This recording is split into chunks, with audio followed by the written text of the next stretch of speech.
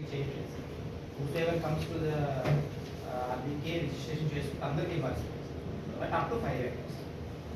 అది ఏమైపోతుంది ఇంత ఖర్చు పెట్టేటప్పుడు అదేమో నేను అనేది ఏంటంటే రైతుకి కావాల్సిన మనకు ఎందుకు మనం మీటింగుల్లో సబ్సిడీ మీద విత్తనాలు ఇస్తున్నామంటే ఏం ఉపయోగం దానికి కావాల్సిన ఉపయోగం అంటే ఇలాంటి ఏముంది నేను చూస్తాను. ఈ మెగా సీడ్ పార్క్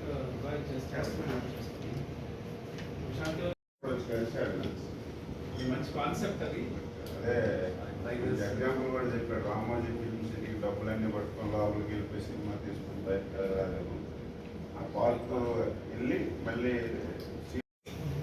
రైతు ఏది అడుగుతాడు అది కూడా మీరు అన్నట్టు స్మాల్ మాత్రమే పార్క్, దానికి మనం సబ్సిడీ ఇవ్వాలి.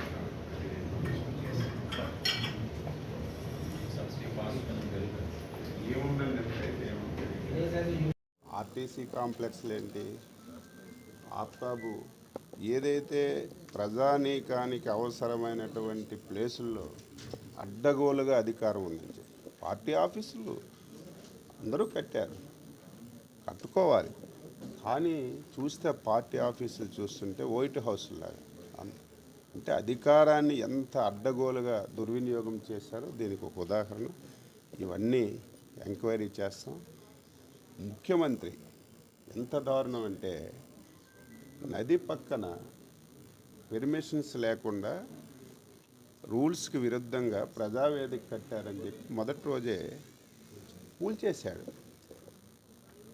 అదే ముఖ్యమంత్రి రాష్ట్రంలో 26 జిల్లాల్లో కనీసం ఒక్క పెర్మిషన్ కూడా లేకుండా, జ్ఞానం ఉండాలి, ముఖ్యమంత్రి స్థాయిలో ఉన్నారంటే అన్ని పెర్మిషన్స్ తీసుకోవాలి, అందరికీ ఆదర్శంగా ఉండాలి. అటువంటి వ్యక్తి అధికారం ఉంది, ఈ రాష్ట్రంలో నేనే శాశ్వతంగా ఉంటాను, ఈ రాష్ట్రానికి శాశ్వతంగా నా పార్టీ ఉంటుందని చెప్పి మదమెక్కి విర్రవీగి మొత్తం ఆఫీసులన్నీ కూడా ఒక్కటంటే ఒకటి పెర్మిషన్ లేకుండా కట్టారు. అవన్నీ వెరిఫై చేస్తున్నాం. నిన్న లేదు మొన్న కేంద్ర కార్యాలయం కూడా కట్టారు, అది రూల్స్కి విరుద్ధంగా కట్టారు. న్యాయస్థానాలు ఆదేశాలు ఇచ్చి ఇమీడియట్గా దాన్ని డిస్మాంటిల్ చేయమని చెప్తే ఆఫీసర్లు వాళ్ళ డ్యూటీ వాళ్ళు చేసి ఎరగొట్టారు. దానికి కూడా చంద్రబాబు నాయుడు బాధ్యత తీసుకున్న తర్వాత మా మీద పడ్డాడని రూల్స్కి వ్యతిరేకంగా మాట్లాడుతున్నారు.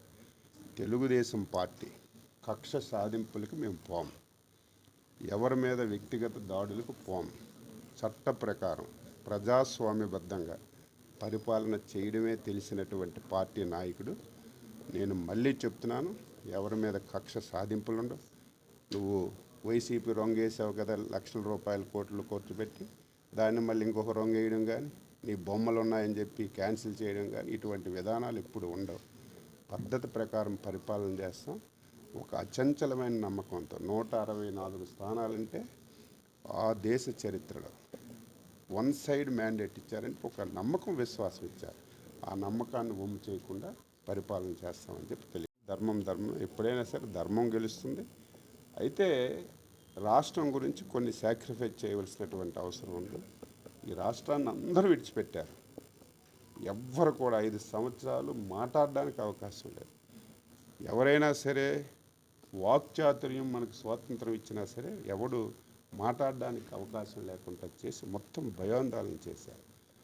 అటువంటప్పుడు ఒక బాధ్యత గల ప్రతిపక్ష పార్టీగా మేము కూడా భయపడి వదిలేస్తే రాష్ట్రం పరిస్థితి ఏమవును? ఈరోజు మేము బాధలు పడ్డాం, జైలుకి వెళ్ళాం, అవమానాలు భరించాం, ఇవన్నీ భరించి నిలబడ్డాం. కాబట్టి మళ్ళీ ఆంధ్రప్రదేశ్ రాష్ట్రంలో మళ్ళీ కాపాడుకోగలిగాం. దాన్ని మేము కొనసాగిస్తాం.